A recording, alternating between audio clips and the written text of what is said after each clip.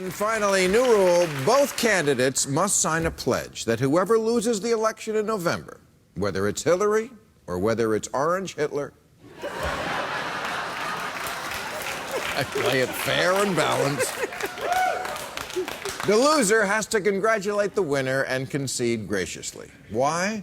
Because civility is nearly dead in this country, and we need to return to some basic level of bipartisan decency and respect for our opponents.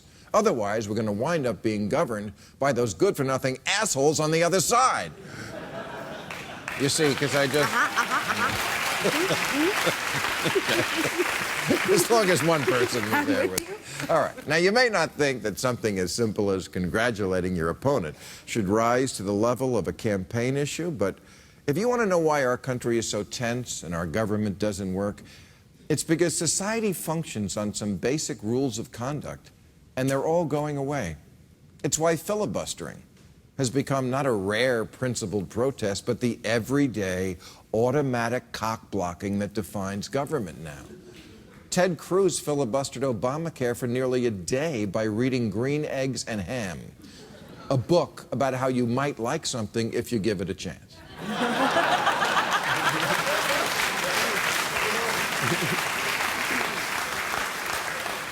It's why Republicans who claim to worship the Constitution can now just ignore their duty in filling a Supreme Court vacancy.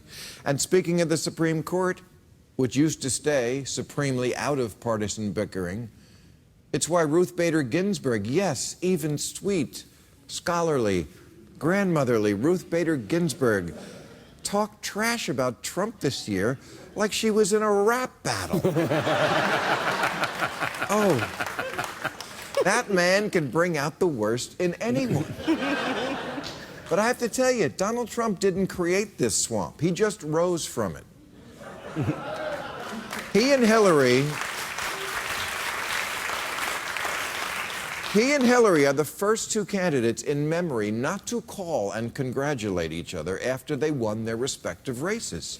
Forever, that is what people did. Even Al Gore called George W. Bush after he lost, and he didn't even lose.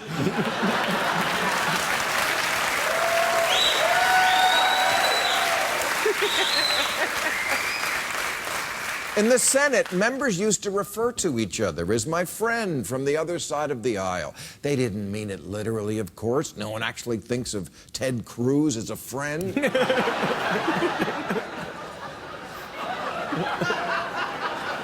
But you say it anyway. It's like in a marriage. Occasionally, to keep things functional, you have to tell little lies like, "You're more handsome bald," or "I'm dying to hear about your day," or "I love it that you only blow me on my birthday. It makes it special."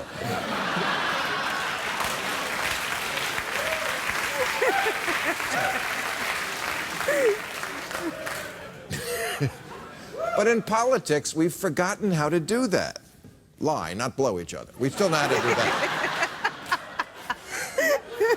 Did it break down when we decided it was okay to say that the president was a Kenyan spy baby? Yeah.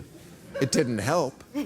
Neither did when someone shouted out, "You lie," at the State of the Union. And it's only gotten worse. A Republican senator this year called Obama a drug dealer. The governor of Maine left a voice message for one of his political opponents, calling him a socialist cocksucker. Even within the party, they do it. Alan Grayson lost a Democratic primary in Florida last month, refused to endorse the guy who beat him, and then called him a Republican. Now, come on. Call a guy a traitor or a cocksucker. Not Republican.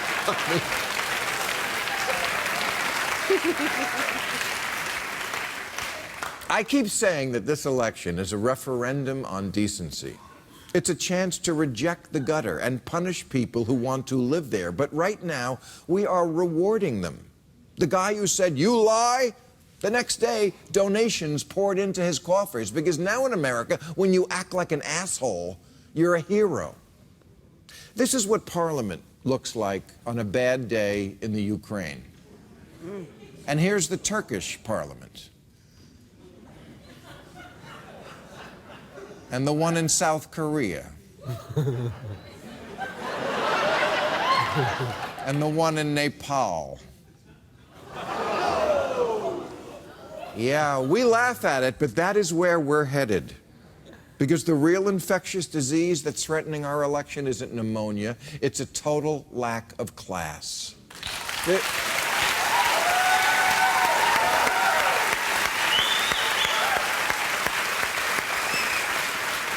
This is supposed to be a democracy, not a bum fight.